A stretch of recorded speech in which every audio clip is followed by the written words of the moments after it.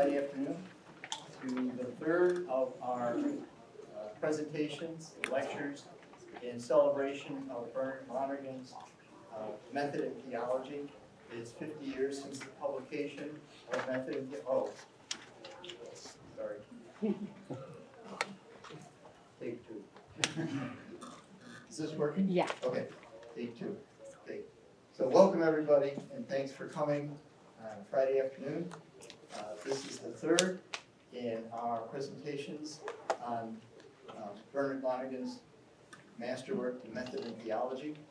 It was published in 1972, and this year we're celebrating that achievement by a series of lectures, three this spring. This is the third of the three in the spring, and 3 more in the fall. So we encourage you to think about coming back and joining us beginning in September again.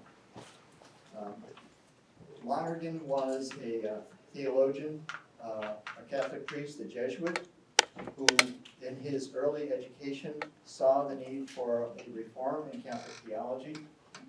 The philosophy and theological framework that he was taught as a young person, he thought was just not up to meeting the challenges of the 20th and now the 21st century.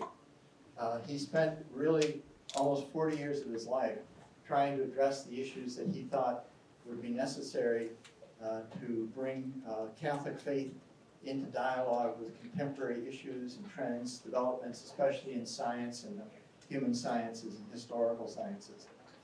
And Method in Theology was the culmination of that long period of maturation.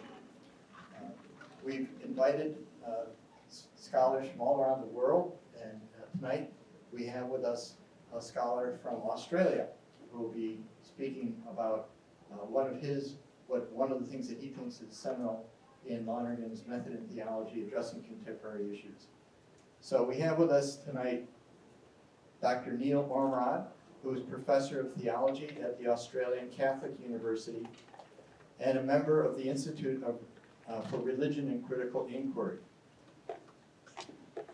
Professor Ormerod received his doctorate in theology from Melbourne College of Divinity, and in 2013 he was made a Fellow of the Australian Catholic Theological Association, the first layperson to be so honored.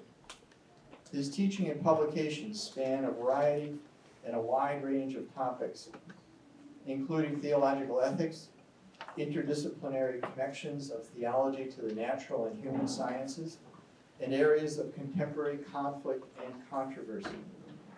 His over 50 articles have appeared widely in international journals, such as Theological Studies, Irish Theological Quarterly, the Heathrow Journal, Louvain Studies, and Gregoriano. He has authored, co-authored, or edited more than 18 books, including 50 Years of Insight, Bernard Lonergan's Contribution to Philosophy and Theology, The Trinity, Retrieving the Western Tradition, Creation, Grace, and Redemption, Theology in Global Perspective, Jesus and the Cross, Necessity, Meaning, and Atonement, which is in the Princeton Theological Monograph Series, A Public God, Natural Theology Reconsidered, Grace and Disgrace, A Theology of Self-Esteem, Society, and History, and When Ministers Sin, Sexual Abuse in the Churches with his wife, Thea Ormerod, and also Creator God, Evolving World with Cynthia Crysdale. In fact, Professor Ormerod is one of the great collaborators in theology today. He's a gadfly who continually goads his friends and colleagues into addressing topics of contemporary importance, often by joining them in researching and writing on a topic. In addition to the collaborative books just mentioned, he also collaborated with Cristina Vanin, one of today's respondents, on an especially important essay in theological studies entitled Ecological Conversion, What Does It Mean? About Pope Francis's encyclical Laudato Si. Professor Ormerod also has a great sense of humor, which comes in handy when it makes it hard to say no when he pushes his friends into new ventures. His topic for today is entitled Method, Meaning, and Doctrinal Development. My friend, Neil Ormerod.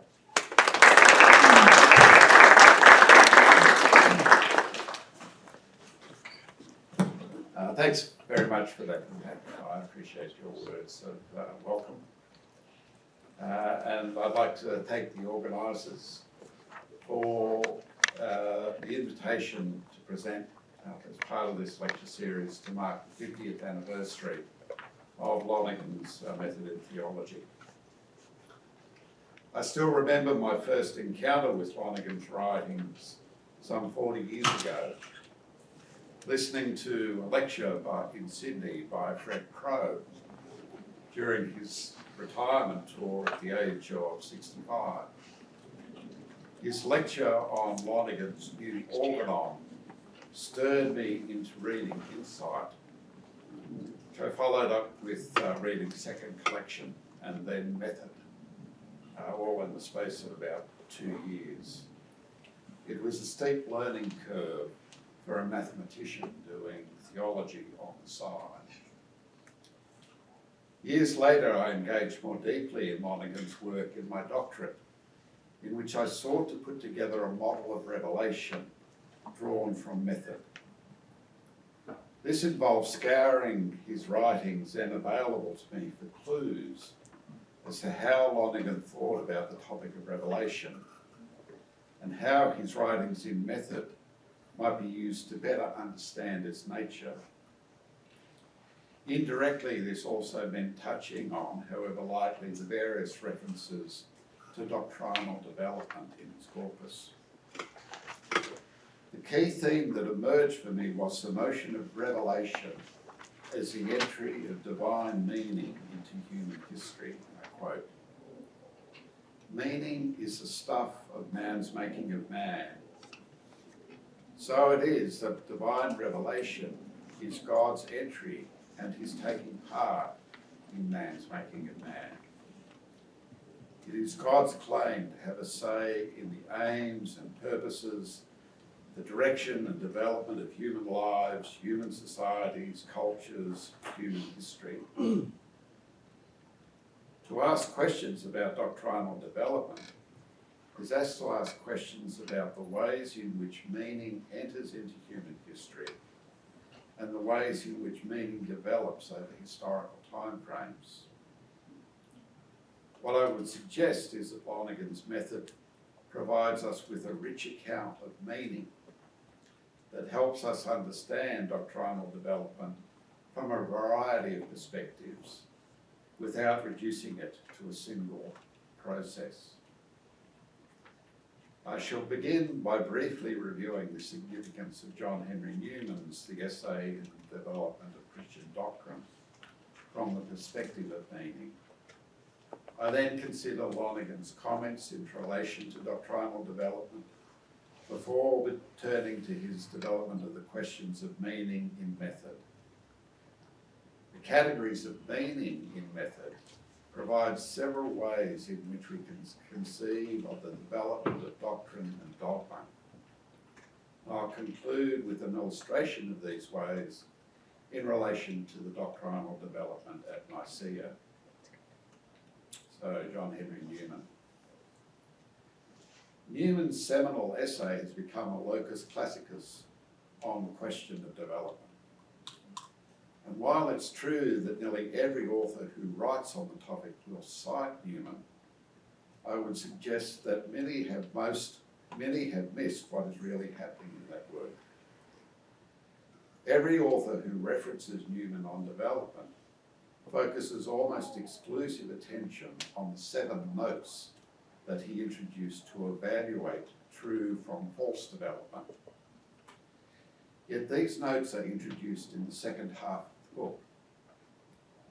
The first half is actually where Newman presents the theory of development, how ideas actually develop. There he introduces 5 distinct trajectories for the development of ideas, which he labels political, logical, historical, ethical, and metaphysical. He analyses examples of development in general under each of these categories, under each of these headings, and suggests then an instance of doctrinal development specific to each such category. And I quote, taking the incarnation as its central doctrine, the episcopate as taught by St. Ignatius will be an instance of political development, the Theotokos of logical, the determination of our Lord's birth of historical, the Holy Eucharist of moral, and the Athanasian Creed of metaphysical. Now, Newman doesn't explain this fairly enigmatic paragraph. In fact, it was not in the first edition, but it's something he put in the later edition. And they're somewhat obscure, and he doesn't seek to develop them. It's clear, however, if one reads his account of the development of the high doctrine of papacy, it too would be an example of political development, where doctrine arises from practice, as parallel to what happens in the episcopate. We'll be talking more about that later. In the terms Lonergan uses in method, Newman's project is an exercise in general categories. His account of development is meant to be a completely general account of the ways in which meaning develops in historical contexts. As I've suggested elsewhere, this first part of Newman's essay is best described as a descriptive ontology of meaning. The question Newman is addressing is not restricted to doctrinal development, but to general development. The application of doctrine may be his goal, but the sweep of his thinking is much larger. The famous notes for evaluating developments is secondary to providing an account of how that development actually occurs, akin to Lonergan's distinction between the functional specialties of history and dialectics. So what does Lonergan have to say on doctrinal development? Towards the end of his career, Lonergan noted, all my work has been introducing history into Catholic theology. That interest was evident in his earliest researches published as Grace and Freedom, in which he seeks to clarify the distinction between historical development in speculative theology and doctrinal development. Dogmatic truths are one thing, quote, the speculative correlation and unification quite another. Hence we may speak of speculative development. We do not mean the development of dogma. As far as our argument goes, then we need be no dogmatic development whatever from St. Paul to the Council of Trent. A fairly sort of negative stance. Here Lonergan's not denying the possibility of doctrinal development, just that it falls outside the concerns of his thesis. Around the same time, in comments on the possibility of the proclamation of the doctrine of the Assumption of Mary, he notes that, quote, it remains the predominant view among theologians at present, one which he seems to share, that the Assumption is revealed not explicitly, but implicitly, a view which in method he will refer to as anachronistic. Still, it is an acknowledgement that development occurs. Whatever development Lonergan may allow, however, does not mean some new revelation or change from what was said in the past. Quote, as true interpretations, so also Catholic teaching present the same doctrine with the same meaning through a diversity of conceptualizations and expressions. This theme of the permanence of meaning of dogmas is repeated in method, where he notes again, quote, what permanently is true is the meaning of the dogma in the context in which it was defined. Perhaps the most significant thing Lonergan says about the development of doctrine is found in his comments in method, In a brief section in chapter 12, Doctrines, entitled The Development of Doctrines, which is just a couple of pages really, he notes the intelligibility proper to developing doctrines is the intelligibility immanent in historical process. One knows it not by a priori theorizing, but by a posteriori research, interpretation, history, dialects, and the decisions of foundation. I cannot but hear echoes of Newman's trajectories of development, which were not the product of a priori theorizing, but a posteriori approach based on Newman's own extensive knowledge of historical events. Such an a posteriori approach sounds very much like what Insight would refer to as a lower blade, a gathering of the data to be organised. Pache Lonergan, I think we should not neglect the development of an upper blade, a priori, that helps structure the data-rich lower blade of historical contingencies. I'd further suggest that Lonergan himself has provided the needed tools for such an upper blade in his chapter in Method on Meaning. So method and the categories of meaning. The third chapter of Method provides theologians with an overpowering set of categories for handling the topic of meaning. We have carriers of meaning, elements of meaning, functions of meaning, realms of meaning, and stages of meaning.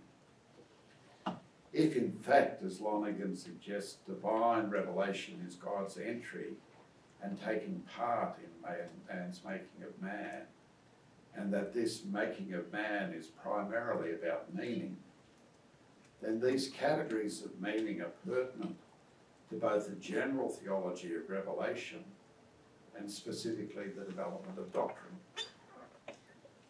We can ask how these divine meanings enter into human history, how it is carried, what are its elements, how it functions, how it shifts in different realms and stages of meaning.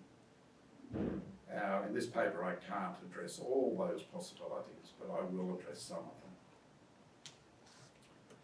However, I do need to address a stance that Lonergan maintains, that is, the permanence of meaning of doctrine. I quote, Catholic teaching presents the same doctrine and the same meaning.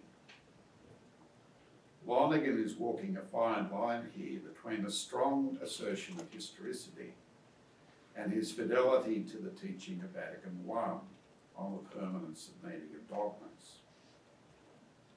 Nonetheless, the object of dogmatic decrees is not just truth, but divinely revealed mysteries. And as such, their intelligibility exceeds our created intellects. So there always is more that can be said. Further, the permanence of dogma attaches to the meaning and not to the formula used to express it. Finally, what is true is permanent. The meaning it possesses in its own context can never be denied truthfully. That meaning is discovered using the previous functional specialties of research, interpretation, history, dialectics, and foundations. What drives Lonergan here is not just fidelity to Vatican I, but his understanding of dogmas as full acts of meaning or judgments of truth. And what is authentically judged true remains true, though it may be expressed in various ways. This position is not likely to satisfy those who call for a more radical perspective on doctrinal development. Many theologians post-Vatican I too were arguing for a more radical conception of historicity of doctrine that would permit them to walk back from traditional dogmas. Lonergan notes in his own times those who, quote, do not seek to avert to the very notion of dogma, to to the notions that propositions can be true or false, and as true or false refer or do not refer to reality. Given his own efforts to uncover the meaning of and critically restate Christological and Trinitarian doctrines, their proposals would have gained no traction in his horizon. And personally, I remain sympathetic to Lonergan's commitments here, though I think some nuance is needed in relation to a distinction between certain types of doctrines that I'll argue later in this paper. I now turn to the question of how revelation is carried in human history and its implication for understanding, possible understanding of doctrinal development. So, carriers of meaning. I begin with Lonergan's notion of carriers of meaning, which he identifies as intersubjective, artistic, symbolic, linguistic, where he distinguishes between ordinary, technical and literary, and incarnate. I won't burden this talk with an explanation of each of these, but I will ask simply, when divine meaning enters into human history, how is it carried? I think it's fair to say that there is no a priori reason why we should exclude any of these carriers as potential carriers of divine meaning. Divine meaning may be carried through a smile, a work of art, an archetypal symbol, and the written word. I would suggest, however, that for Christians, the primary entry of divine meaning into history is incarnate meaning in the person of Jesus Christ, which, as Lonergan notes, combines all or at least many of the other carriers of meaning. It can be at once intersubjective, artistic, symbolic, linguistic. It is the meaning of a person, of his way of life, of his words, of his deeds. This is the import of Newman's claim regarding taking the incarnation as the central doctrine. Jesus embodies and enacts divine meaning as the incarnate word, but his expression of that meaning is intersubjective, artistic, symbolic, and linguistic. The meaning he expresses is true because he is truth itself, but it is the expression of an ineffable truth, a mystery rooted in God's own being. Hence the need for a plenitude of carriers to give it full expression, to communicate it to his followers. However, when we talk about doctrine, specifically dogmas, that meaning is expressed linguistically. It may be meaning that is initially expressed through intersubjective, artistic, symbolic, and incarnate meaning. But that meaning must be transposed from such carriers into a linguistic carrier. Further, that linguistic meaning may be in ordinary, technical, or literary language. Linguistic meaning can and does express true meaning, but it does so at the expense of a reduction of the fullness from which it emerges, especially if the meaning is to be expressed in technical language. A picture paints 1,000 words, the meaning of a person far more, whereas a formal dogma of the church may be a few sentences. Something is gained in terms of precision, but something is lost in terms of a richer human context. What is cognitively exact may be existentially bland and religiously inaccessible. I'd add 3 notes about this process of moving from a non-linguistic to a linguistic carrier. The first is that the transposition is probably what was meant in the past as a movement from implicit to explicit, though given more precision through the notions of carriers of meaning. The second is that there is no rule book about how one might make such a transposition. The process is inherently experimental, a trying out of different possibilities, testing them with the larger ecclesial community, examining implications and so on. The product of such transposition may or may not be authentic to its expression of the original meaning. Efforts at transposition may give rise to theological and even ecclesial disputes. Hence the need for the specialties of dialectics and foundations, themselves linked through conversion. A third note recognises that there may be some doctrines that are particularly resistant to this process of transposition. Robert Doran has suggested that there may be doctrines, indeed central doctrines, that can never be captured in expressions like this, no matter how clear the propositions may be. One of these that he identifies is the doctrine of redemption. Doran suggests that this doctrine lies rather in the domain of permanently elemental meaning.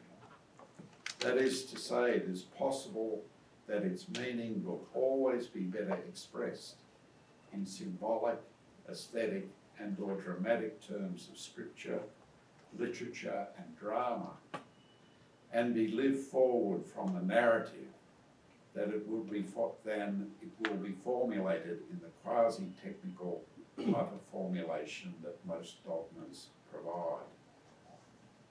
I would suggest that the most proper expression of the doctrine of salvation is in fact the liturgy of the Easter Triduum, the Last Supper, Good Friday, and the Easter Vigil celebration, which constitute a single liturgical act.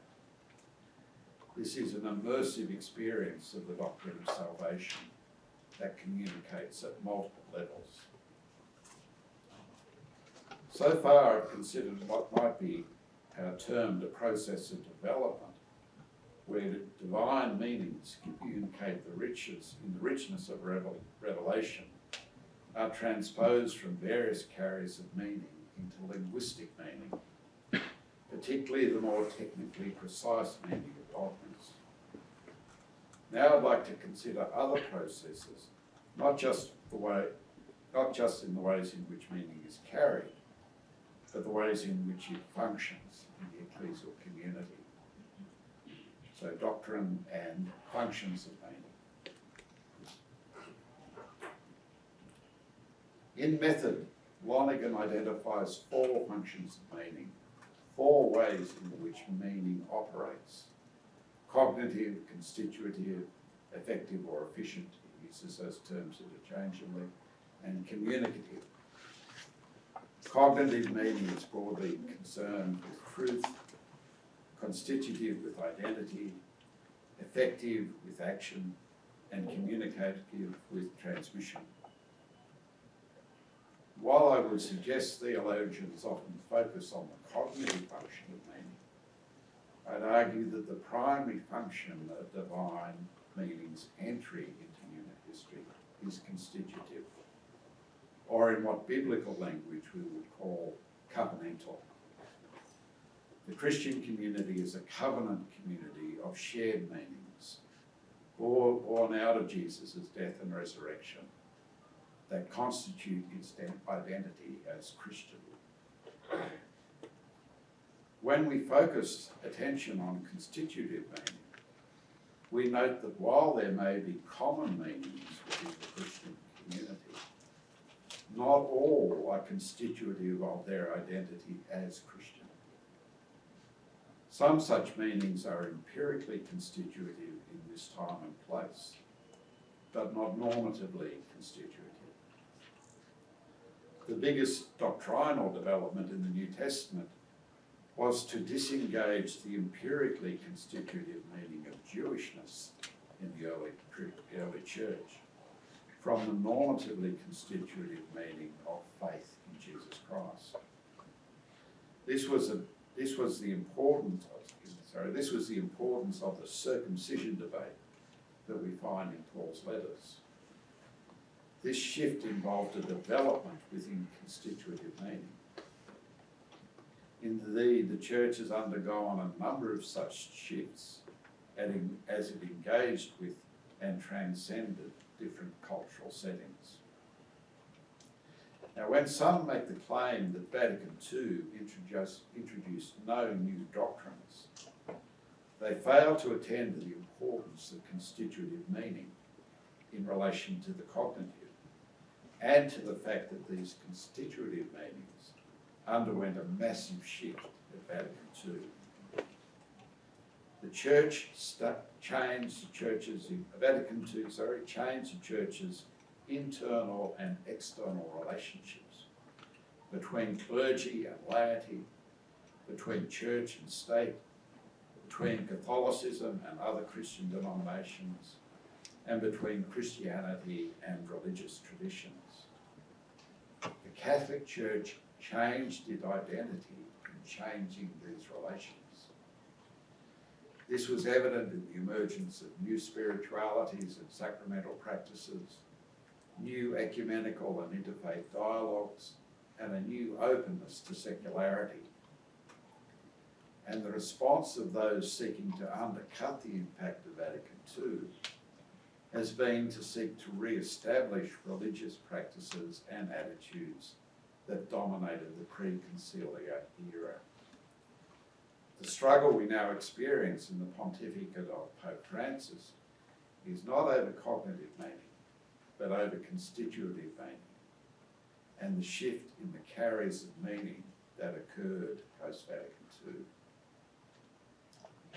However, there is a more important context for understanding dogmatic development when we consider the transposition of constitutive meaning into cognitive meaning.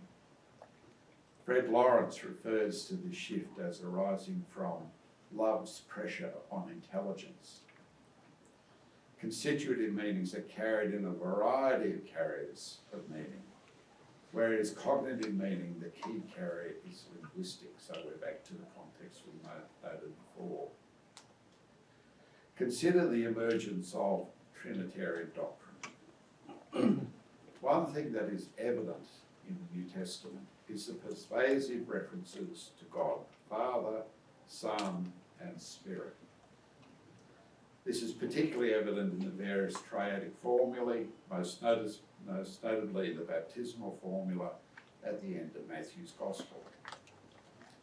The same threefold pattern is found in baptismal and Eucharistic rites in the early Church. The early Church was without doubt constituted as a Trinitarian community. That is, the Trinity was central to their identity. In popular terms, the early Church was Team Trinity.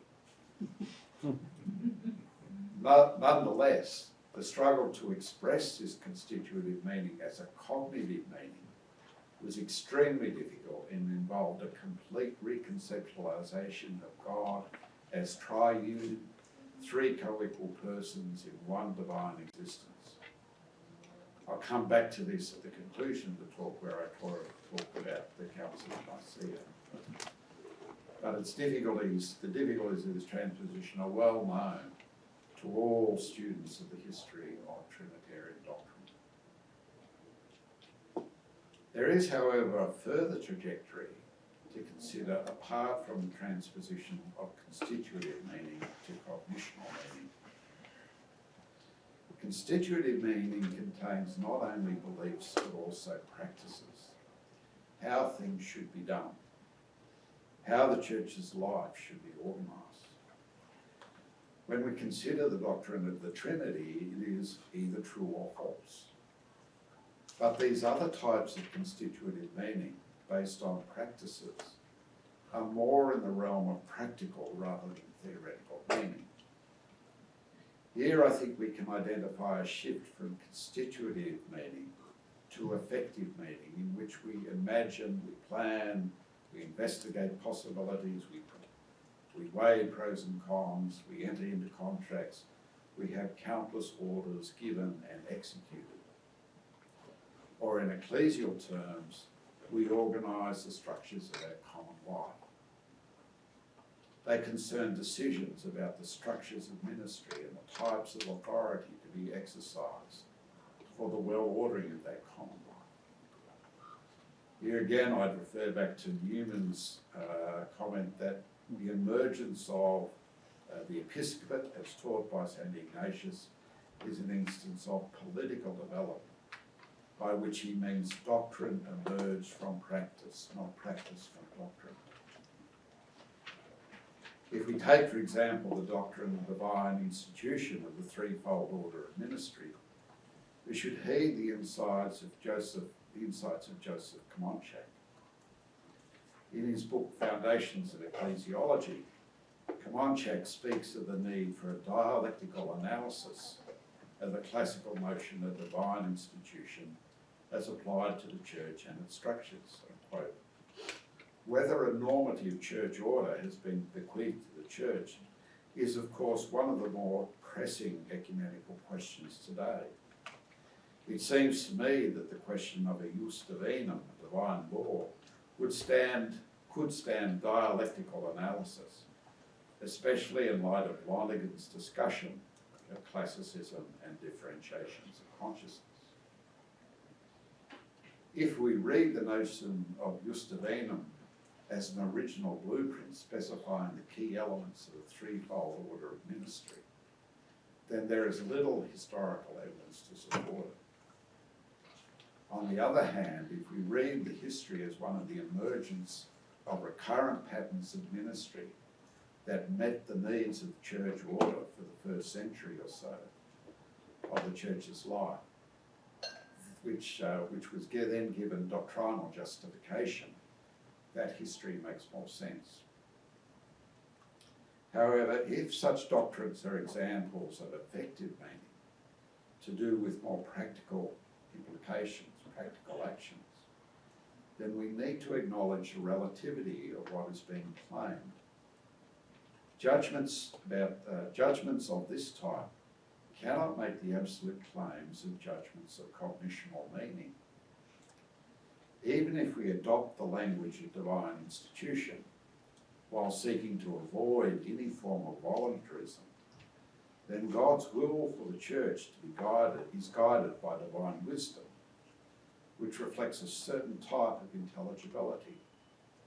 And in the case of institutional forms, that intelligibility is practical. Practical judgments are better or worse, not true or false.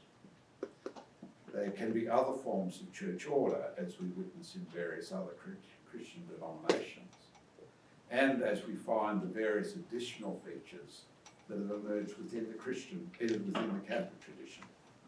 For example, archbishops and auxiliary bishops don't really fit the pattern.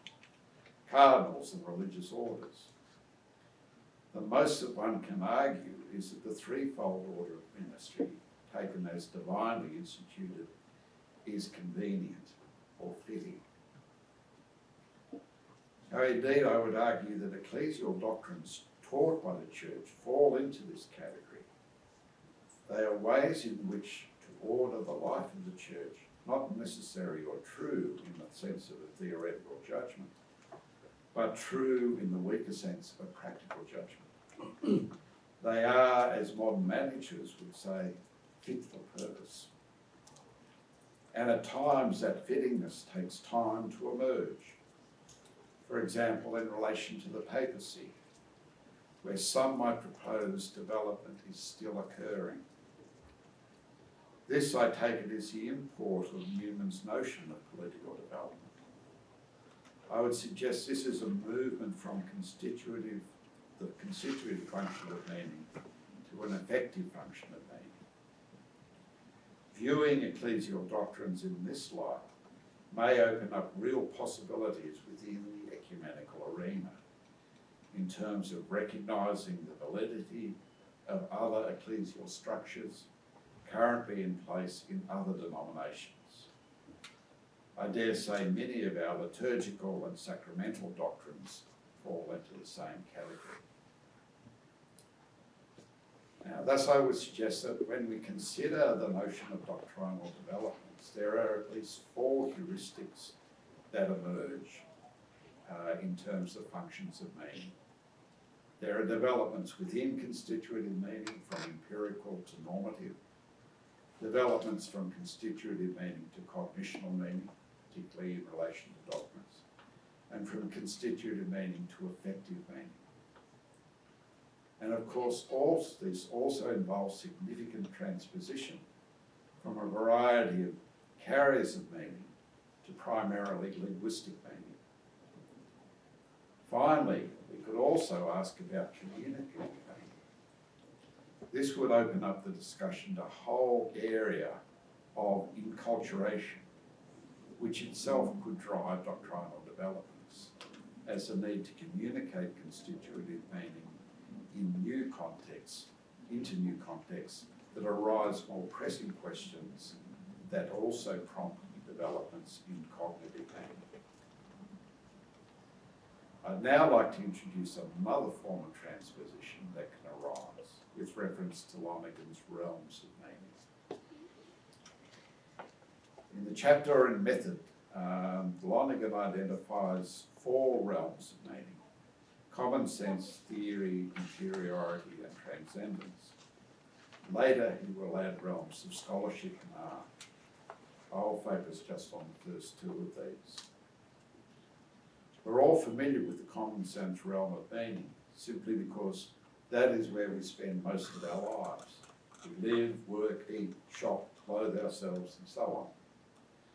Within this world, we do not demand precision, for a wink is as good as a nod. We do not demand definitions, because everyone knows what we mean. We can leave certain things unsaid, because people can read between the lines.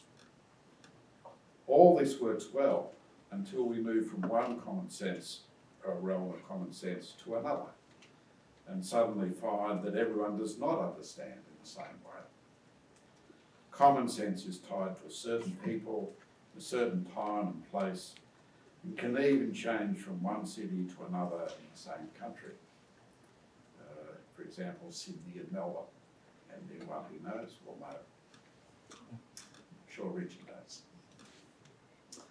When asked to explain something, a common sense response will be to describe, to tell a story, to suggest a simple analogy, and so on. The inadequacies of this realm emerge when we begin to seek an explanation that is not just available to one particular brand of common sense, but to speak in greater generality in any particular settings. We see the beginning of such a transition with Euclid's discovery of geometry, providing explanations not limited to this place and time, or in Socrates' questioning of the Athenians of the meaning of justice, not just justice in Athens or Sparta, but in any place and time. The mathematical flowering of Euclid's approach is to find mathematical definitions in a set of mutually defined terms and relations. In a more scientific setting, we know the difference between feeling hot or cold and temperature, which is defined by a calibrated thermometer.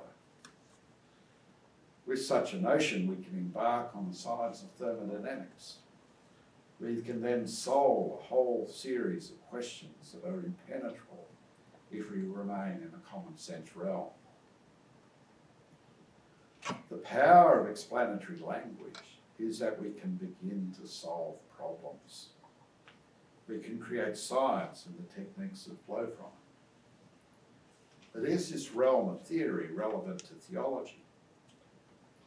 It's not uncommon to hear some say that all religious language is metaphorical, and by extension, so too is theological language. But this position is mere assertion and de facto unprovable. To prove it, you would need to move into a theoretical, theological discussion of religious language. If in fact all theological language is metaphorical, theological disputes end up as basically being won by who has the strongest rhetoric. As I've argued elsewhere, a good example of this rhetorical theology is the endless debates over continuity and discontinuity of Vatican II. The notion of continuity stroke discontinuity is so vague as to make the debate almost meaningless and endless. On the other hand, Lonergan demonstrated in Grace and Freedom how a shift to a more theoretical mode, the realm of theory, allowed Aquinas to solve a whole series of questions on grace, freedom, contingency and transcendence. In the classical dogmatic definition of Nicaea and Chalcedon, we can see the beginning of the inclusion of theoretical terms, substance, person, nature, to resolve ongoing Christological and Trinitarian debates of the day. Lonergan refers to the language of these councils as post-systematic, where theoretical terms have entered the culture but are used in a non-systematic and heuristic way. However, since the scholastic era, it is almost impossible to disengage church dogmatic formulations from the scholastic language in which they are expressed. Both Trent and Vatican I take scholastic language and its systematic framework for granted. As Lonergan's work in Bourbon demonstrates, the scholastic framework had difficulties that could not themselves be resolved without a shift into the realm of interiority. As yet we do not have, nor may we ever have, formal church doctrines expressed in the realm of interiority, let alone the realm of transcendence. Nevertheless, the resolution of these scholastic difficulties may remain impossible unless theologians themselves become familiar with the interior realm. As a basic heuristic for what is going on when we speak of development of doctrine, attention to the realms of meaning provides another perspective. There may be a movement from one common sense realm to another while remaining within common sense, or there may be a transposition from the realm of common sense to the realm of theory. Now, I'd now like to present an example of these heuristics in relation to the earliest example of doctrinal development, that of the Council of Nicaea. There we can identify a number of processes at work, each of which could then be matched to the lower plane of historical data. In the early 1970s, Lonergan was persuaded to translate one section of his treatise De Doctrina Pars Dogmatica for publication on the basis that it illustrated his notion of dialectics. That translation was released as The Way to Nicaea. This slim volume spells out an analysis of the development from New Testament witness to the final formulation of Nicaea of the consubstantiality of the Son, found in the Nicene Creed. Lonergan analyses the trajectory in terms of an unfolding dialectic, where the final definition of Nicaea represents a dogmatic realism that counters the inadequate, naive realism of Tertullian and the Neoplatonic idealism of Origen. Lonergan also notes that it is not only a process of developing a doctrine in relation to the nature of the Son, but also of the notion of doctrine itself. At heart, what was required to understand Nicaea is a dogmatic realism, or better still, a critical realism, which grasped the relation between reality and true meaning expressed linguistically. Having taught this at various times, I know how difficult this is for students to grasp. And without denying any of its validity, I would also propose the following ways that are fruitful for consideration of the way to Nicaea. From a Jewish communicative meaning to a Greek communicative meaning. The New Testament authors were largely steeped in the thought patterns of Jewish culture, yet the message they sought to communicate was meant for all peoples, even unto the ends of the earth. In communicating the good news of Jesus Christ, the early church had to shift its communication from the Jewish context of its origins to a more Greco-Roman context of the Roman Empire. For example, the significance of the term Christ was itself embedded in Jewish history. The Christ was the anointed one, the Jewish Messiah. Outside of this Jewish context, this was not going to be a significant meaning. So increasingly it just becomes another name rather than a title, Jesus Christ. The Greco-Roman context was also one where philosophical thought was more developed, where questioning was not going to be satisfied by narrative, symbol and metaphor. And so we find the early apologists beginning to deploy philosophical arguments to communicate in this new context. From this perspective, Nicaea was a successful culmination of enculturation of New Testament faith into a Greco-Roman culture. Or we could look at it as a shift from constitutive function and meaning to a cognitive function. As I argued previously, the primary impact of Revelation is constitutive.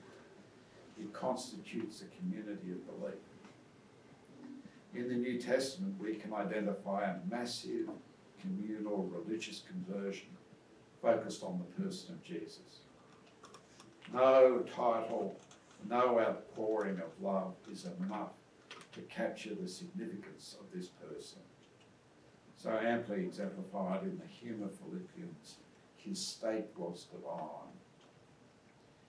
It was a common focus of devotion that constituted and continues to constitute the Christian community as Christian. This devotion was carried from the New Testament into the early church through its liturgies and prayers, as demonstrated in the work of Larry Hurtado. Yet this singular devotion raises questions. It's love's pressure on intelligence. If we pray to Jesus as if he were divine, if our love for him exceeds all human bounds, is this not idolatry? How can we maintain our fundamental monotheism yet still relate to Jesus in this fashion? Questions such as these set the church on a path towards cognitive meaning, seeking to address the question of the truth about who Jesus is and the truth about who God is. Without doubt, this shift in cognitional meaning was greatly facilitated by the philosophical habits of thought present in the Greco-Roman culture. Justin, Clement, Tertullian, Origen and others displayed familiarity with different philosophical schools of thought that shaped the shift to cognitional meaning. Nicaea is the first fruits of this shift. Dare I say there is some truth in Pope Benedict's repeated claim of the lasting significance of the interaction of gospel message and Greco-Roman culture. Now we may also have a shift from a variety of carriers of meaning to linguistic and particularly technical meaning. While the New Testament is clearly literary linguistic meaning, these contain a variety of artistic and symbolic carriers, though that themselves are expressive of the rich constitutive meaning of the early Christian church. The Gospels in particular arose to keep alive the vital memory of the community about the life, death and resurrection of Jesus. This meaning was kept alive intersubjectively, artistically, symbolically, primarily through liturgy, prayers, preachings and hymns, before finding a more fixed literary expression in the New Testament. As we have already noted in the move to the cognitional function of meaning, questions that arise that needed to be addressed. To address these questions, it was not sufficient to remain with the literary language of the New Testament. In the debates in the Council of Nicaea, many of the gathered bishops wanted to remain within the biblical language and categories in order to refute the Arian heresy. But they repeatedly found that all such formulations were too imprecise to resist the arguments of the Arians. They needed to shift to a more technical language in order to address questions that themselves were being expressed in technical terms. Famously, the bishops adopted the term homoousios, consubstantia, to express a relationship between father and son. Less well known is the fact that when bishops present at Nicaea many bishops present at Nicaea found themselves unable to explain what this meant when they returned back to their dioceses. It took the insight of Athanasius, a deacon present at the council and later a bishop, to provide the most direct way of understanding the homoousios, quote. And so, since they are one, and the Godhead itself is one, the same thing is said of the Son, which is said of the Father, except his being said to be Father. Lonergan regularly expresses this rule as, quote, what is true of the Father is true of the Son, except the Father is not the Son.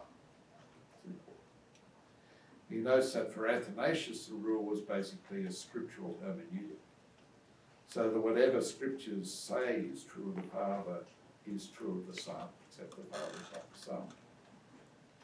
However, it was rapidly generalised to any statement whatsoever, becoming a general hermeneutical principle.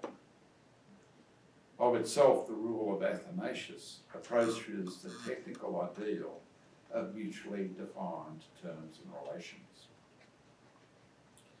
Finally, we could consider a common sense realm of meaning to a theoretical realm of meaning. And I don't intend to go into any details of this, it's sort of an exercise for the reader, as the basics have already been covered in the above three accounts.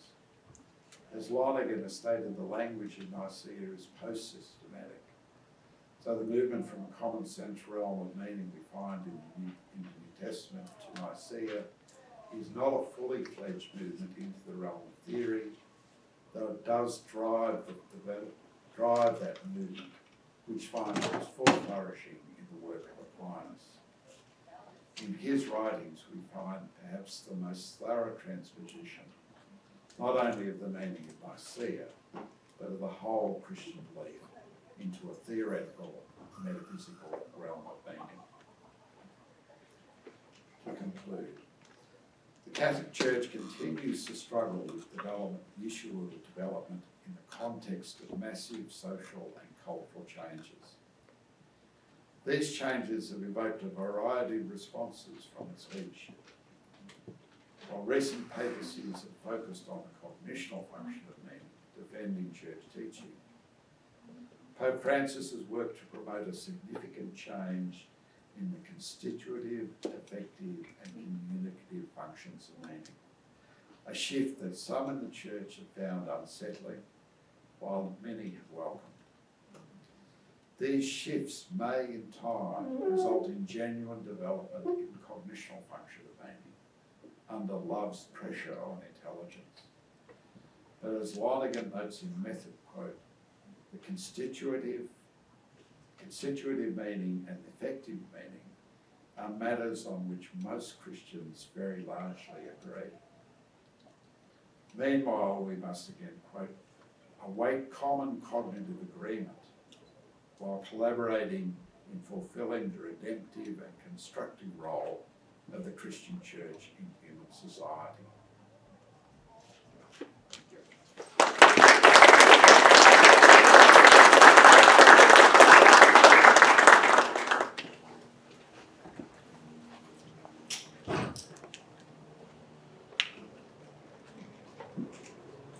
Thank you so much, Neil. Our procedure for this afternoon is following Professor Ormerod's lecture, to have responses from two others, scholars and in some cases collaborators with Professor Ormerod on this project. And then following those responses, to have opportunity for comments and questions from the audience. But it's a Friday afternoon. It's a nice day outside. People have been so gracious as to come here and join us in this. And I think it'd be a good idea to exercise our bodies as well as our minds. And so I ask everybody to stand up. Big stretch. Do the hokey pokey and turn yourself around.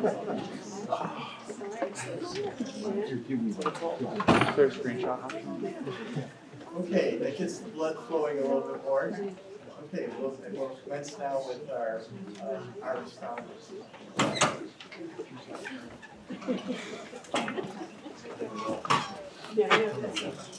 So I'm going to introduce our respondents in the order in which they're going to offer their responses. And the first is Dr. Grant Kaplan, who is professor and holder of the Sturber Chair in Theology at St. Louis University, a Jesuit university companion, along with Boston College. He received his doctorate in theology from Boston College. At St. Louis University, he teaches courses such as Atheism and Christianity, Theological Method, Theological Foundations, and 19th century religious thought in Germany. Also courses in Religion and Violence, Anti-Catholicism, the Vatican, and Mimetic Theory. He's published scores of scholarly essays on contemporary theology, including essays on the relationship between the thought of Bernard Lonergan and René Girard. He's also published 3 books entitled René Girard, Unlike Apologist, Mimetic Theory, and Fundamental Theology. Second book entitled Faithfully Seeking Understanding, the Selected Writings of Johannes Kuhn, and also Answering the Enlightenment, the Catholic Recovery of Historical Revelation. Our second respondent is Dr. Cristina Vanin, who is Associate Professor of Theology at St. Jerome's University at the University of Waterloo in Ontario, Canada. So we have a real international cast this evening. There, Professor Vanin is acting chairperson for the Department of Religious Studies and director of the master's program in Catholic Thought. Professor Vanin received her doctorate in theology also here at Boston College, and her dissertation was entitled Towards an Ecological Ethics, Key Ideas Regarding the Universe, from the work of Thomas Berry as clarified and refined by some of Bernard Lonergan's thought. At Waterloo, she teaches courses in Foundations of Theology, Catholic Social Thought, and Catholic Social Ethics.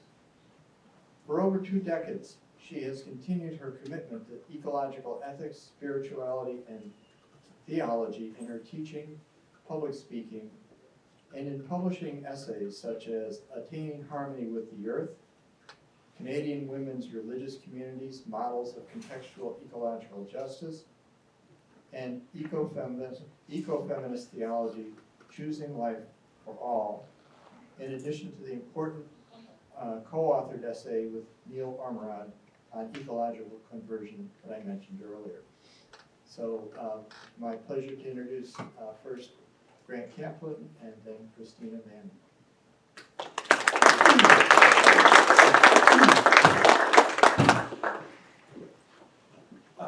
Thanks, Professor Byrne, and it's very good to be here. So thanks for coming, everyone. It's good to see good friends, new friends, and old friends, and especially my favorite Kuhlman in the audience. Don't tell Boyd, he's not listening on the Zoom. I've always been a happy Lonergan party crasher, and continue in that mode today. One of my first forays in such party crashing was in 2007, the Lonergan Workshop in Mines, where I had wanted to talk about the Theology of Revelation in Bernard Lonergan and Eric Vogelin. Late in the process of writing the paper, I discovered two things. One, that somebody named Neil Ormerod had already written on Lonergan and Revelation. And secondly, that he would be at the gathering in Mainz. So where I thought I might have had something to say, Neil had already gotten there and had said it better. This pattern has continued into such areas as the hermeneutics of the Second Vatican Council, the connection between Girard and Lonergan, and the relationship between faith and reason, and it's not different in the question of doctrinal development, as we've all just heard. Neil has insightfully, helpfully, and skillfully laid out some of the key contributions that a Lonerganian approach can make to the topic of development. So I'm not going to try to recap this or to tell him that he's got Lonergan wrong. What I will do instead is to problematize that development and before moving to some earlier precursors of Lonergan. So traditionally, part one would be the problematizing, which is very short. Theories of development have responded to the recognition of a problem. As we know from Owen Chadwick's account, the late 17th century polemicist Jacques Bossuet had associated variation in religion with error. In his History of Variations, which is basically just an anti-Protestant polemic, he declared, if at any time someone says that the faith includes something which yesterday was not said to be of the faith, it is always heterodoxy. There is no difficulty about recognizing false doctrines. There is no argument about it. It is recognized at once, whenever it appears, merely because it is new. End quote.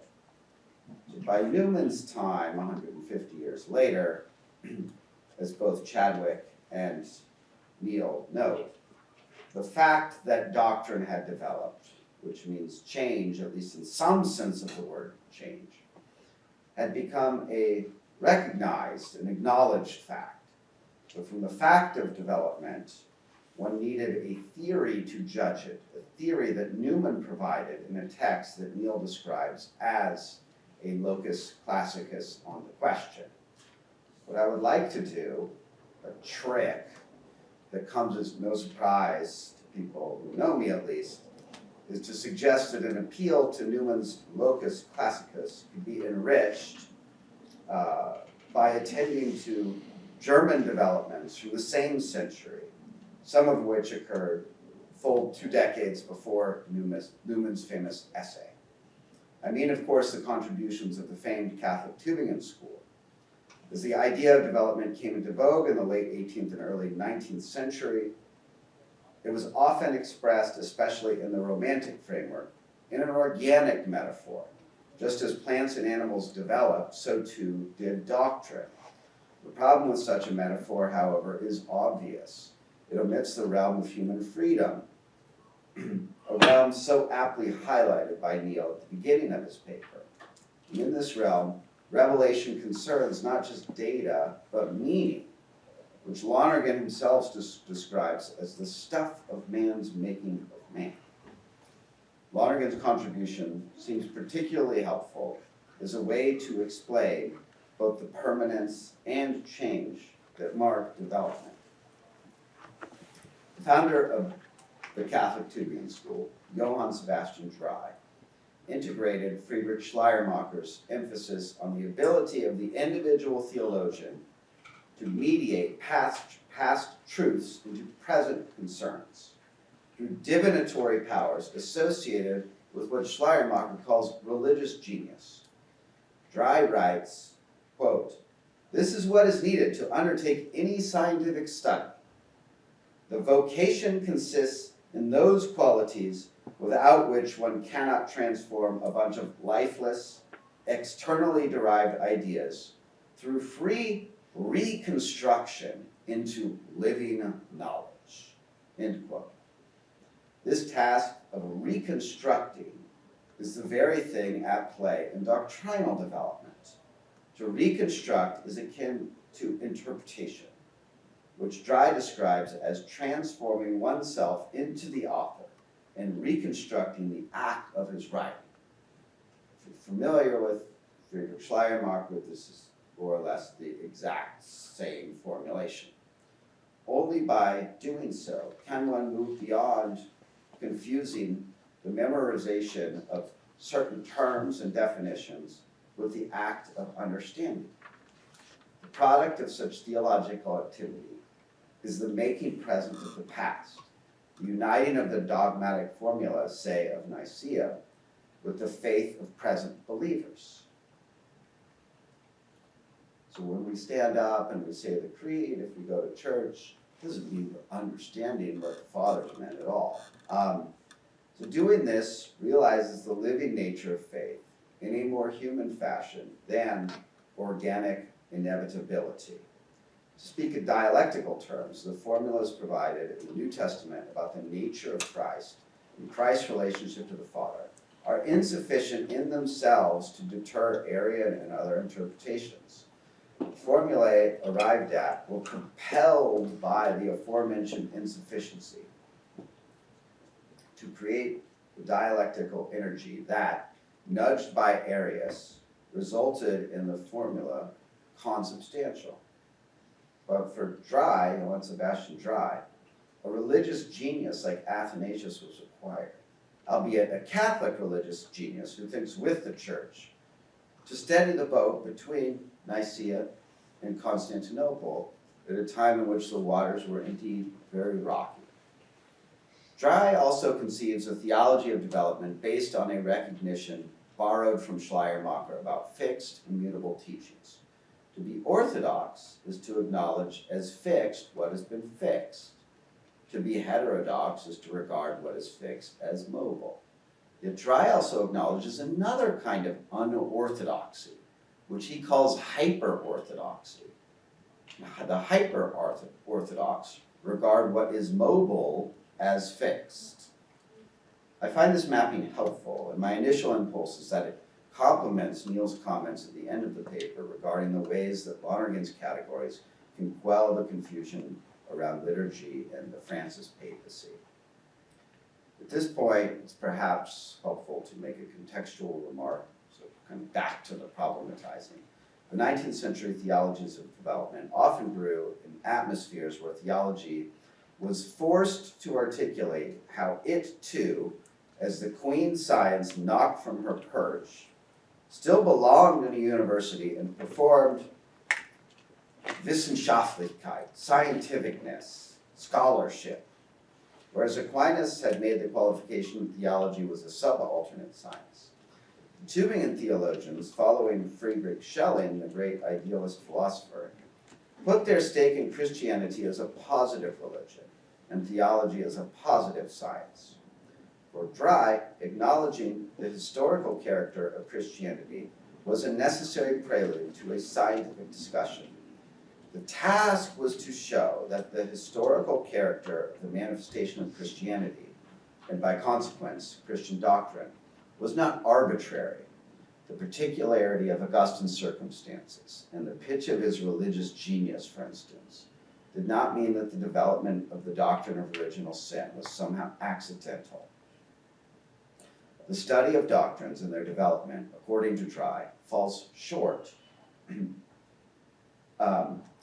if one can certainly theologize in what Dry calls a purely historical manner, or one can do theology scientifically. So it falls short if it sort of rests in just this purely historical mode.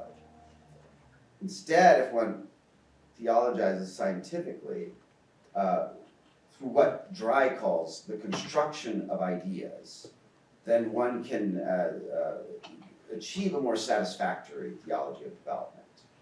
This scientific construction is demanded by the new age, and for theology to take its place in the modern university, an arbitrary and merely capricious division and conjoining of concepts no longer suffices. For the spirit of our age seeks the highest unity of ideas and construction, Only in this way does theology deserve to join the ranks of other positive sciences. That's a quote from the brief introduction to the study of theology by Dry, and the idea of construction he gets here is just straight from the end of Kant's Critique of Pure Reason. To understand the development of, say, the Roman Rite, one needs to do more than note instances of change or constancy, depending on one's tastes. One must intuit or construct a necessity that propelled its developments. Absent such a necessity, one is left with Toynbee's idea of history, one damn thing after another, one damn development in a rite after another. Dry's student and later colleague Johann Adam Muller pressed the organic metaphor maximally. To remain the same was not just a sign of dormancy, but of lifelessness. To live is to grow, and to be fully alive is to have grown often. That's a riff on Newman there, his famous remark that to live is to change and to be perfect is to have changed often. Muller's later Chalcedonian framework for the church enabled him to articulate more precisely how the particularly human element impacted the emergence and development of doctrine. The church was not an organism that grew according to the rules of plant and animal life. It was a human reality that followed human laws of growth. It was a divine human reality. The church preserves and develops the original teachings, which are also both divine and human. Human, because this development would have been carried on through the agency of man. Doctrine developed not just organically, but in a fully human manner. Quote, for various questions of dispute arose, and on that account required the formation of notions, judgments, and conclusions, things which were not possible to be effected without tasking the reason and the understanding, end quote. The development of doctrine, then, looks like the development what one might find in any science or field of knowledge. This judgment would condition his later dispute with Ferdinand Christian Bauer. The previous quotation hints at the role of heresy or untruth in the development of doctrine. Both Muller and Dry concede that disputes led the church to further clarify its teachings. Muller cites examples from as early as the Acts of the Apostles through the Gnostic and Pelagian controversies, all the way up to the Protestant Reformation. He positively assesses the result of these struggles. Yet, unlike earlier logical understandings of development, Muller claims that contemporary Christians have both a higher degree of knowledge and a deeper theological consciousness. He writes, assuredly, in Christian knowledge we stand 1 degree higher than the period prior to the Reformation. The fact that the deeper consciousness of Christian truth is the result of context and struggle, and consequently the matter of history, is of too much importance not to detain our attention for some moments. The reality of strife and disagreement from Muller both explains the reason for certain developments and also shows the necessity of a living, visible authority, because that's his term. Here too, I would suggest, is a serious attempt to, in the words of Lonergan, get history into theology. Despite the fact that both Tübingen theologians acknowledge the role of strife in the development of doctrine, thus positing a dialectical element in their theories, Muller omits the creative role of theological reconstruction that was so central for Dry. So it does not arise, this development, from a hermeneutical divination of a past theologian, say, trying to articulate to modern hearers what a medieval theologian might have meant by presentia realis, real presence of Christ in the Eucharist. Muller's insistence had something to do, so his insistence that one needed to move beyond just the individual to explain this, had something to do with the centrality of the incarnation to his thinking. The incarnation, which was a historical fact, not an idea, conditioned the field of theology. This conviction became concretized in his dispute, probably the most high-profile dispute between Catholic and Protestant theologian in the century, with Bauer the legendary theologian and church historian who taught a stone's throw away in the Protestant faculty. As Muller read him, in Bauer's dialectic, the idea preceded historical reality. Theological development possessed no specific difference from development in any other scientific field. Thus, the famous triadic structure that Bauer puts forward, says Muller, depends on a historical speculative method in order to achieve the higher unity between opposed positions. This results only in what Muller laments as speculative faith, not historical faith. Whither the incarnation? Muller writes, the kind of development that advances through antitheses never truly derives from the character of the possible knowledge in this field. It is impossible, in other words, that pure knowing can ever pass over into positive divine faith, because the latter is of an entirely different origin and kind. End quote. Christianity starts with the inbreaking of God into human history, which precedes rather than follows from any human understanding. From this reality, Christian theology orients itself. Bauer, however, missed the point. This is a long quotation. Bauer's fundamental error consists in the fact that he claims that Christian doctrine can be found through the process of oppositions. We, on the other hand, attempt to draw out and to research more deeply the teaching that is already given and known. We attempt to incorporate this more clearly into our consciousness. This is the task of Christian science of religion, which does not seek authority, but rather begins from it. Faith itself is the eternal presupposition of all Christian knowledge. A Christian theologian who wants to locate faith through scientific opposition seeks only himself. End quote. Muller's riposte against Bauer followed from his Chalcedonian framework and tethered him to a certain conservatism and a recourse to ecclesial authority that such scholars as John Thiel have seen as a regression more than an advance on the theology of development articulated by Fry. Both of their theologies, however, demonstrate a theological praxis in which the search for truth involves a pushing forward, a spirit of revision, and a willingness to delve more deeply into a question by taking seriously one's interlocutors and by retrieving tradition is a continually live option for theological discussion. If it's becoming safe to say that Lonergan might have learned more than he admitted from another 19th century Swabian, namely Hegel, then I hope that putting Lonergan into conversation with the Tübingen Catholics can be fruitful. Thank you.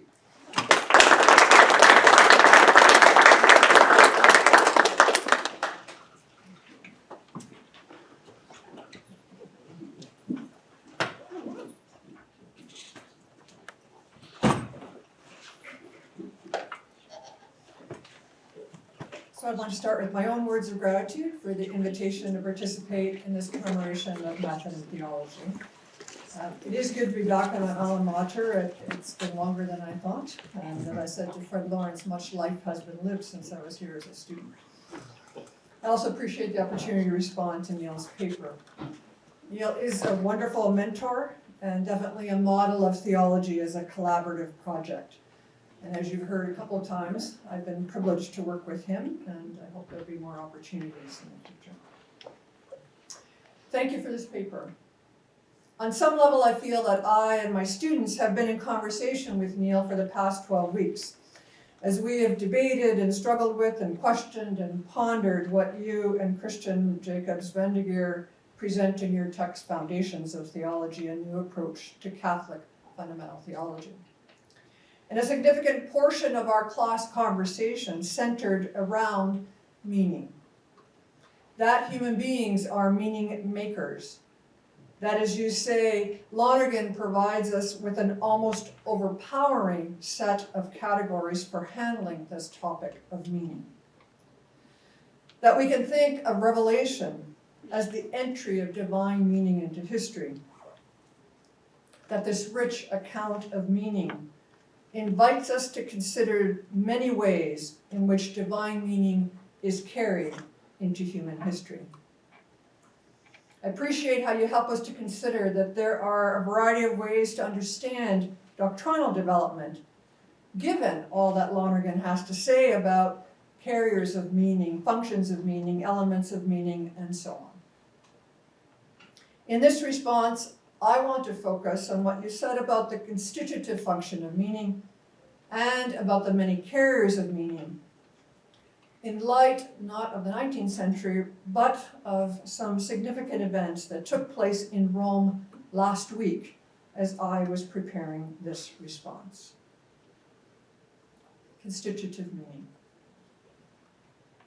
In your discussion of the functions of meaning, you suggest that theologians tend to focus on the cognitive function of revelation, and therefore they disregard the constitutive function, which you argue, Neil, is the primary function of divine meaning's entry into history. You know, for example, that there are those who claim that Vatican II introduced no new doctrines, but that such claims are a failure to attend to both the importance of the constitutive function of meaning in relation to the cognitive, and to the fact that those constitutive meanings underwent a massive shift at Vatican II. You highlight specific changes in the Roman Catholic Church's internal and external relationships that took place at that time. You note that in changing all of these relationships, the Catholic Church changed its identity. So I want to suggest that the ongoing changes in relationships between the Catholic Church and Canada's First Nations, Métis, and Inuit people, between the Catholic Church and the Pan-Amazonian Indigenous people, between the Catholic Church and Indigenous people around the world, will, over time, lead to further changes in the Catholic Church's identity. Last week, a delegation of over 200 First Nation, Métis, and Inuit representatives from Canada were in Rome for a series of meetings with Pope Francis. You may be aware that starting in 2021, ground-penetrating radar led to the discovery at a number of sites of residential schools of many hundreds of unmarked graves containing human remains. The most recent of these discoveries was at the beginning of the month of March in this year, when officials uncovered 169 unmarked graves in the Kaplan First Nation located north of Edmonton, Alberta. This was the site of the St. Bernard Mission School, which was opened by the Catholic Church in 1894 and closed in 1961. From the 1880s to the 1960s, the Canadian government ran a system of residential schools that, in its final report, the Truth and Reconciliation Commission in Canada called a form of cultural genocide. The Catholic Church operated about 70% of these schools. About 150,000 Indigenous children were separated from their families and the communities and sent to these residential schools where abuse of all kinds, verbal, physical, sexual, spiritual, emotional, was widespread, and where all Indigenous cultural practices were banned. It's estimated that about 6,000 of those children are still missing and unaccounted for. The delegation that traveled to Rome last week was made up of survivors of these residential schools, along with other Indigenous leaders, elders and knowledge keepers, and youth. They shared stories with Pope Francis about their experiences of pain and abuse in the residential schools, and of the intergenerational impact of the residential school experience on Indigenous families and communities. as they were stripped of their identity, their languages, their traditional dress, their food, their cultural and spiritual practices. They prayed with Pope Francis according to their own spiritualities and with their own music. And they offered him various gifts, symbols of their hope that the Catholic Church and the First Nations, Métis and Inuit can walk together on a very long journey of truth and justice toward healing and reconciliation. The week ended with a general audience last Friday, April the 1st. An audience that began with Indigenous prayer, music, and dance, words from representatives of the delegation. And it ended with an address by Pope Francis, in which he began by saying, "Over the past few days, I have listened attentively to your testimonies. I have brought them to my thoughts and prayers and reflected on the stories you told and the situations you described. I thank you for having opened your hearts to me and for expressing by means of your visit your desire for us to journey together." Pope Francis acknowledged the Indigenous wisdom of living as custodians of the gifts that we have received from the previous 7 generations and living with a duty to pass those gifts on to the 7 generations that will follow. He went on to say, "Listening to your voices, I was able to enter into and be deeply grieved by the stories of the suffering, hardship, discrimination, and various forms of abuse that some of you experienced, particularly in the residential schools. It is chilling to think of determined efforts to instill a sense of inferiority, to rob people of their cultural identity, to sever their roots, and to consider all the personal and social effects that this continues to entail. Unresolved traumas that have become intergenerational traumas."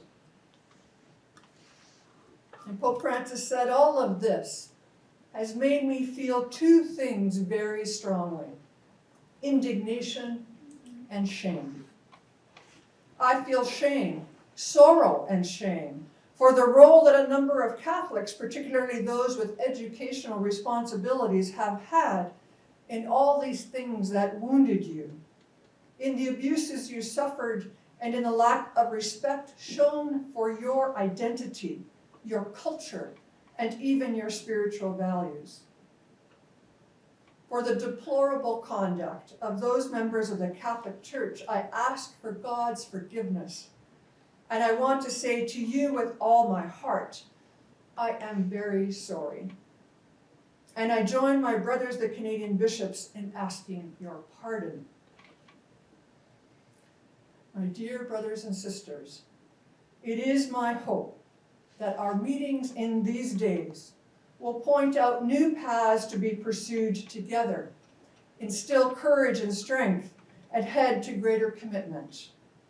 Any truly effective process of healing requires concrete actions. These steps are part of a journey that can favor the rediscovery and revitalization of your culture, while helping the Church to grow in love, respect, and specific attention to your authentic traditions. How important it is for us to attend to the significance of the constitutive function of meaning. So if the Catholic Church changed its identity in changing its relationships at the time of Vatican II, I hope and trust that the identity of the Catholic Church will continue to change as we travel the path towards healing and reconciliation with Indigenous peoples around the world. These thoughts on the connection between constitutive meaning and the significant events that took place in Rome last week took me to two other places. First, to the essay Healing and Creating in History, in which Lonergan talks about the integral relationship between healing and creating. He says there, intrinsic to the nature of healing, there is the extrinsic requirement of a concomitant creative process. For just as the creative process, when unaccompanied by healing, is distorted and corrupted by bias, so too the healing process, when unaccompanied by creating, is a soul without a body. And that creative process, Lonergan says, is a learning process. It is learning what hitherto was not known. It's just the opposite of the mental coma induced by fables and jingles that unceasingly interrupt television programs in our native land, by which he meant Canada, and even in the great republic to the south of us, by which he meant you. The process of healing and reconciliation that is underway in my native land of Canada and in many other places across the earth is indeed creating new relationships, new understanding, as we sincerely listen to Indigenous voices. And this awareness of the need for great learning takes me to Fred Crow's essay, The Learning Church, Two Crises, One Kairos, a lecture that was first given at the opening of the Lonergan Center here at Boston College on the 23rd of October, 1986. In that lecture, Crow says that the Catholic Church's reluctance to learn results in its arrival on the scene, and he quotes insight, always a little breathless, a little late, and Crow adds, in other words, in a state of crisis. Crow affirms the absolute priority of learning over teaching in the church. And he notes that the function of learning and the function of teaching belong to the whole church, so that it is, as he says, the whole church that has to learn before it can teach. And so I'm asking, what can the Catholic Church learn from Indigenous peoples? What can we learn about the priority of learning from what took place last week in Rome? And with regard to the second question, I want to return to meaning and specifically to the carriers of meaning. In his paper, Neil says that there is no a priori reason why we should exclude any carrier, intersubjective, artistic, symbolic, linguistic, incarnate, any of those carriers of meaning as potential carriers of divine meaning. I encourage you to watch and listen to the general audience that Pope Francis had with the delegation last Friday. It is extraordinary. You will see, I think, Pope Francis embodying the values and principles that he seeks to be present in the Catholic Church as a whole.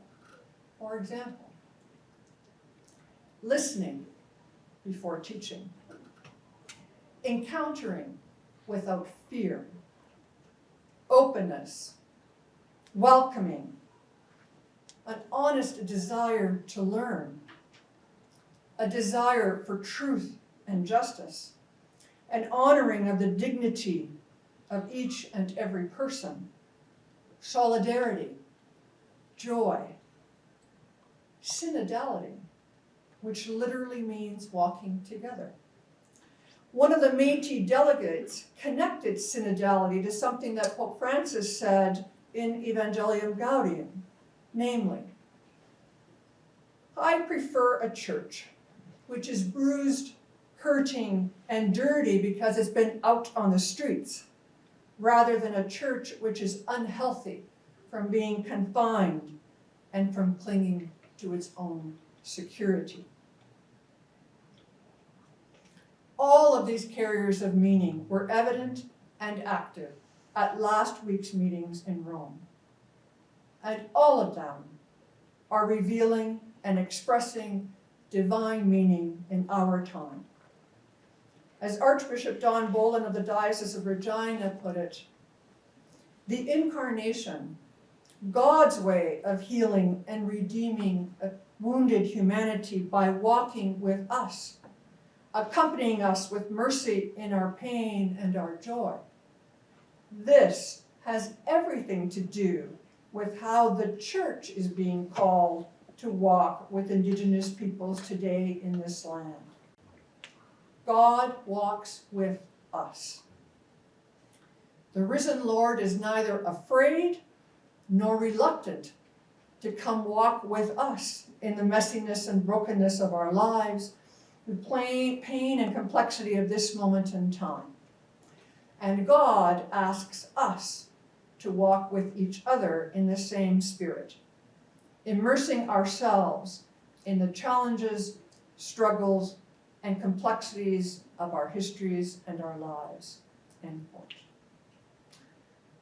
These are indeed fitting words as we prepare to celebrate the liturgy of the Easter Triduum, which Neil has identified as dominant in our experience of Revelation. We can indeed find God in all things, including this profoundly creative and healing process of reconciliation, truth, and justice that we walk together. And such walking together will change us. Thank you.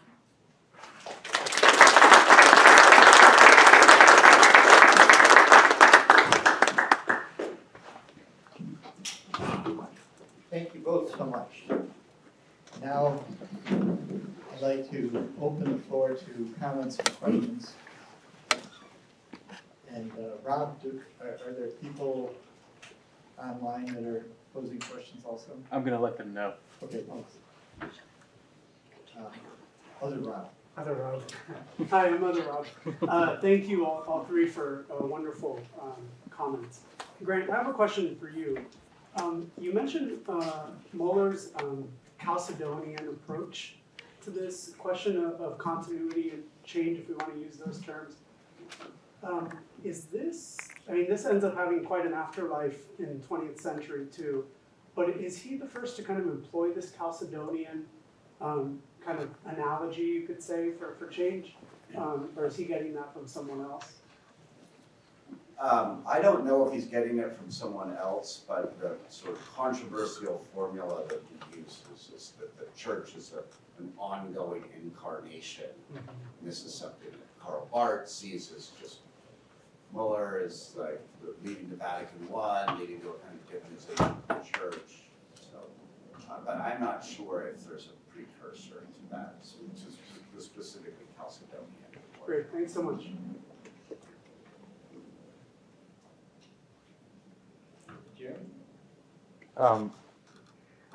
Well, this is amazing, really an amazing event.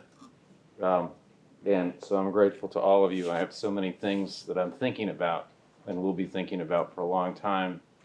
I'm trying to just formulate one question, and I guess it goes something like this.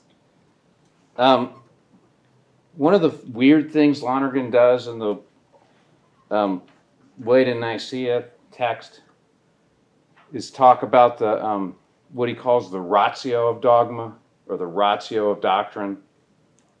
I don't know if that just becomes an OTOs thing as his thought progresses, but there the sense is like that the notion of doctrine that's developing in and through the process to Nicaea is that a doctrine is a judgment, and it's a particular kind of judgment that belongs in a particular sort of context of meaning that at that point he's sort of thinking about as like belonging to the universalizing kind of function, which you described a little bit of shifting from the Galilean kind of world. So in that context, doctrine is a judgment, and it's a certain kind of judgment. But then when you were using the functions of meaning to kind of talk about it, one gets the sense that, well, actually there's all kinds of different sort of judgments that in some sense are doctrines. And so one of my thoughts was, it seems like there's a lot going on in terms of the way meanings develop And I'm trying to parse out, like, in that context of ways in which meanings develop, how do I think specifically about the kind of meanings that I would want to characterize as doctrines? And it was particularly problematized, as the last piece, by the permanently elemental meanings, because that's sort of saying, well, then there are potential meanings in a way that can never be objectified in such a way that they could be brought into a kind of any kind of adequate propositional mediation or something. So I'm not even sure how to think about those exactly as judgments, although I have no doubt that they're meaningful, and that it's right to say that in a way the meaningfulness is permanently elemental in a sense that completely outruns objectification. So there's like a question in there about the kind of meaning that specifically really is a dogma or a doctrine, and like how does that relate to like this early interest Lonergan has in the ratio of doctrine in relation to sort of all of these kinds of development that you've been talking about. Yeah, I mean, that's a position Bob Doran takes, as you know. And he sort of hedges his bet. He sort of says, can never be as well expressed. So he sort of says that it can be expressed, but never as well. Never capture the fullness of it. But there is that sense of the doctrine of redemption is transformative. It's not just another fact. And the doctrine is realized in the transformation. This is what I think Bob was getting at in his insistence on the sort of symbolic narrative way of carrying that doctrine. There is something elemental going on within us. Mm-hmm. And to my mind, I've actually been having conversations with Cindy Crysdale and Bill Lowe and Regita on this recently, is that there's a fundamental question about the nature of God at work. And captured in that first letter of St. John, in God there is light, there is no darkness. And the struggle of the doctrine of redemption is always to realise that within us, that God is not the judging, angry, dark thing that we fear. And the liturgical expression of that in the Easter Triduum is the transformative act of that within us, of opening ourselves up to the God who is light, and not confusing the God of light with darkness. The mysterium tremendum et fascinans can be evil, because evil is fascinating and tremendous and powerful. But that's not God. But we struggle with that identity, and that's what I think Bob is getting at in that expression. Thank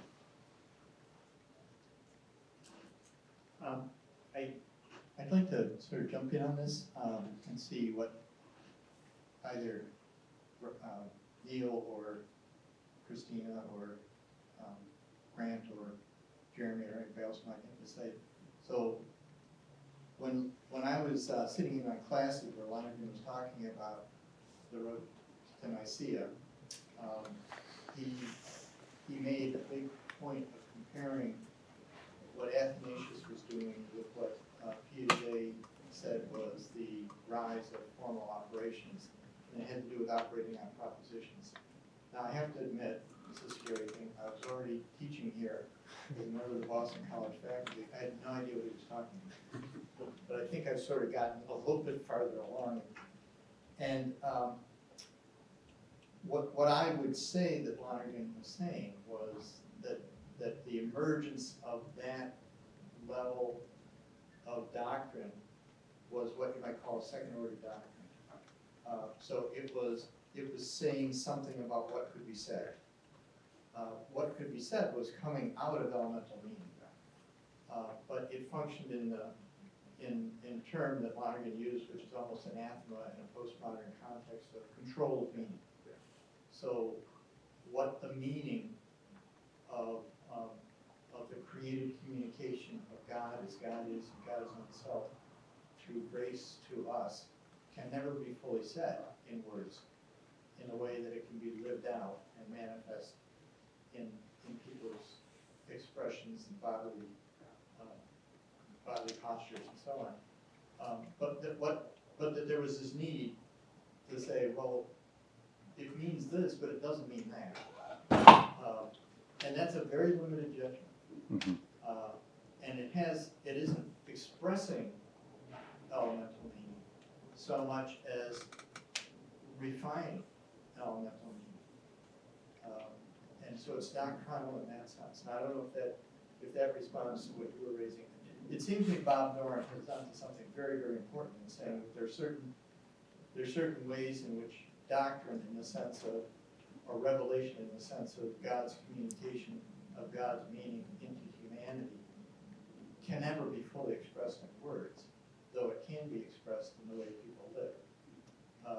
And yet there's a need for something propositional that plays a certain role, but the role isn't to say what all that meaning is. Does that make some sense? Yeah, look, I mean, Lindbeck's work on the nature of doctrine tries to mount an argument that doctrinal expressions are like a grammar of how we can talk about God, which is very close to what Lonergan is talking about with the homoousios. But Lindbeck, it has no metaphysical consequences. For Lonergan, it has strong metaphysical consequences.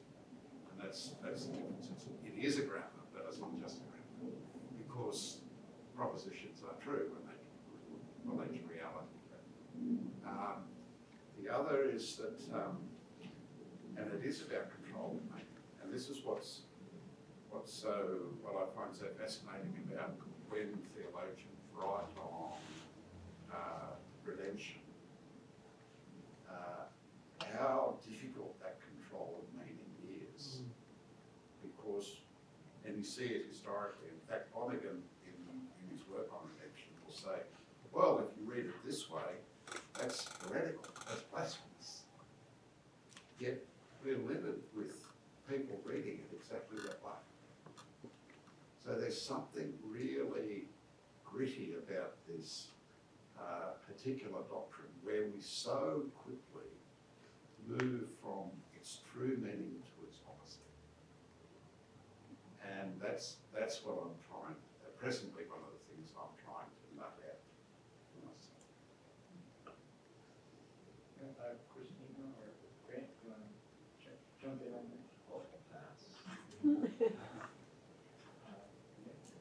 Fred Lawrence? I wanted to say something about effective meaning, function of meaning. The way you explained it was beautiful, but I'm afraid that the terminology is really not so hot. Because you explained it in terms of really practical and frenetic deliberation and so forth. And if you use effective the way it tends to be used today, what you're talking about is technical expertise. And so I thought your talk, Cristina, about the way the Pope responded to the crisis of the indigenous people was effectual meaning, but it was so much really a wonderful way of being practical in a deep sense. And I thought you said what effectual meaning means, and she told you this is how it works. I thought that was wonderful. Yeah.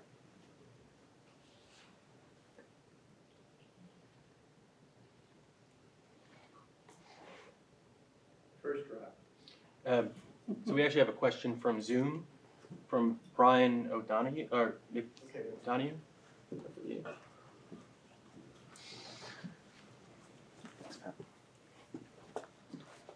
So this question is for Cristina. Thank you for a great presentation. What are the meanings that Catholic leaders are hanging on to that prevent the Church in Canada from moving out of what might be described as a colonialist mindset in its interaction with Indigenous peoples?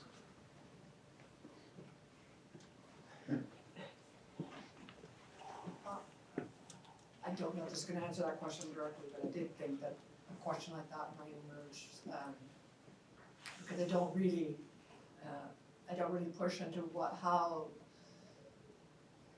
how these changes in relationship will potentially change the church's identity.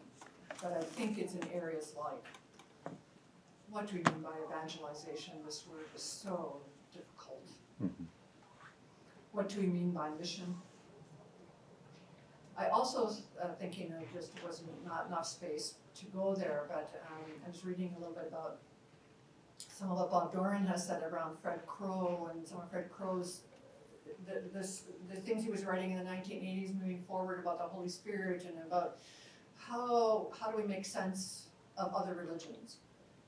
And so I was, when I was reading your paper and thinking about Vatican II and, fascinating things, wonderful things said about the dialogue between the Catholic Church and other religions. And over this last couple of years where we've been facing some of this in Canada, I've been wondering about whether Indigenous spiritualities were at all in anybody's frame of mind. And my guess is no. That's not at all. So then I'm wondering about, as Fred would put it, Fred Crow would put it, what is this Holy Spirit doing here? And on the one hand, helping certainly our Indigenous peoples, but it's other Indigenous. If you ever read the report from the Pan-Amazonian Synod, it's extraordinary. This is, the amount of integrity and resilience of these peoples in terms of what they've survived. So the church has to, I will say, I didn't make any reference to the Catholic bishops that went on this, went to Rome last week. If you listen to the press conferences, I haven't heard bishops speak like this for a long time. That is, tremendous amount of listening, a tremendous amount of appreciation for the dignity of these people as human beings, because that's what was taken away. And so I've been sitting with what has it meant for these bishops. They've been preparing for this delegation for 2 or 3 years. And in preparation, there have been a number of listening circles and processes where the bishops themselves are sitting with Indigenous peoples and hearing and facing these stories. We've been hearing these stories since the Truth and Reconciliation Commission. And so we are so behind in responding. So other things, the Catholic Church in Canada, the request from the Indigenous peoples to deal with some of the history. Again, no time to go into that, but there were some, what's being referred to as a doctrine of discovery. Interpretations around what was going on in the 14th, 15th century when European explorers thought, they found empty land that they could just take. So there are some legal and moral prescriptions that are being asked for the church to speak, to clearly, directly speak against and discredit, which the Catholic Church in Canada has. It's just not known. I do, so that's a few things. I mean, there's also the church has to be able to say that it's imperfect and sinful and has contributed to systemic racism. We just have to. And not hide, I think, I forget what the quote was, just hide behind security and hide behind, it's no longer able to do that. Can I just add something to that? When Cristina was talking, I thought of another distinction in meaning that Bob Doran uses, which is cosmological and anthropological meanings. And we have in the West massive problems with cosmological meanings and values. We are alienated from them, and it's found in language of paganism and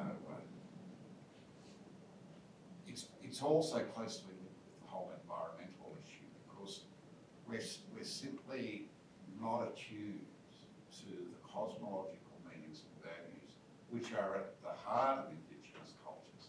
And we've had the same thing in Australia as in Canada, in North America with Indigenous populations here and around the world. We simply cannot, we seem unable to respect them in the way in which they should be respected. And the end result is that we live alienated from the rhythms of nature and treating nature as simply a repository for our garbage. There's something deeply amiss about our Western hyper-anthropological culture that we live in. And if there is a way forward, both for the church, for the Indigenous population, and for ecological survival, it has to be through a recovery of those cosmological meanings and values and a reappropriation of them in the modern context, for the healing of Indigenous people, for the sake of the church and for the sake of the